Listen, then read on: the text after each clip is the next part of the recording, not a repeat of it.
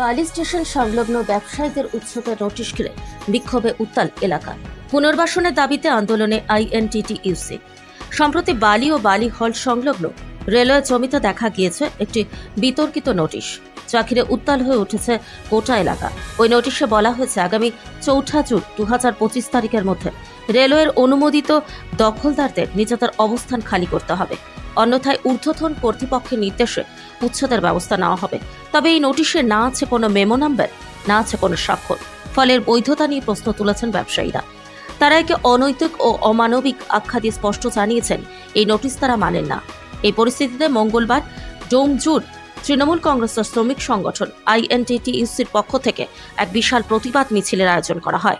মিছিলে নেতৃত্ব দেন সংগঠনের একাধিক শীর্ষস্থানীয় নেতা সোনালী সমাদ্দার, মলয় সরকার, সুজয় সাহা, সঞ্জয় চক্রবর্তী, রঞ্জিত ঘোড়ই ও সাক্ষী দাস।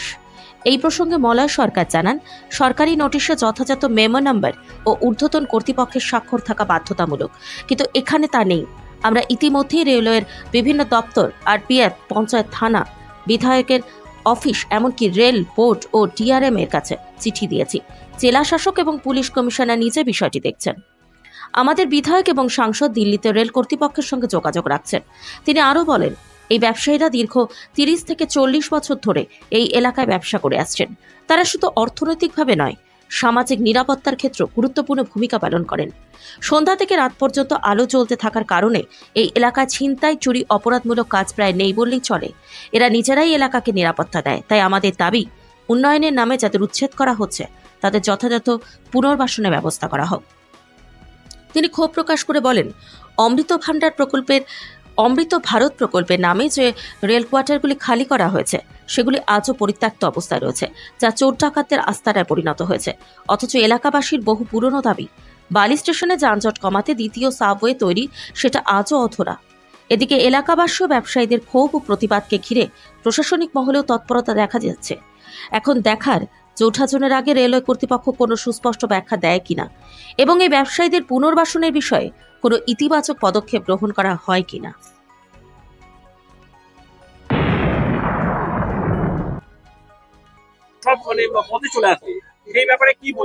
দেখুন, 25-30 বছর ধরে এখানে ব্যবসা করছে। আমাদের সমস্ত দোকানদারদের একটাই দাবি যে আমাদের পুনর্বাসন চাই। এর বাইরে আমাদের কোথাও কোনো দাবি নেই। এত বছর ধরে এই জায়গাটাকে আমরা সেফ রেখেছি, আগামী দিনেও সেফ রাখবো। সুতরাং প্রত্যেক দোকানদারের হয়ে আমি বলছি যে আমাদের শুধু পুনর্বাসন চাই। এর আগে মুখ্যমন্ত্রী মমতা ব্যানার্জি রেলমন্ত্রী ছিলেন, তিনি যদি তাদের জন্য পুনর্বাসনের ব্যবস্থা করে থাকতে পারেন উচ্ছেদের সময়, সুতরাং আজকে রেলমন্ত্রী যিনি আছেন তিনি কেন পারবেন না? আমাদের রেলের কাছে একটাই দাবি যে আমাদের পুনর্বাসন চাই। আর এখানে একদম রেলের চক্রান্ত ছাড়া আর কোনো কিছু নয়। এতদিন কোনো চক্রান্ত ছাড়া কোনো রকম কিছু না। আমাদের ট্রেড ইউনিয়ন নেতা আছেন, উনি ডোমজুড়ের অলরেডি চিঠি গেছে, মাস পিটিশন গেছে, বিধায়ক তরফে চিঠি গেছে, এমপির তরফে চিঠি গেছে। 8টা থেকে একটা মিটিং চলছে ওদের। আশা করি যায় লেট নাইটে এটা পিছিয়ে যাওয়ার সম্ভাবনাটাই বেশি আশা করা যায়। সোনালী সমাদ্দার, দুর্গাপুর অভয়নগর 1 পঞ্চায়েতে বলুন।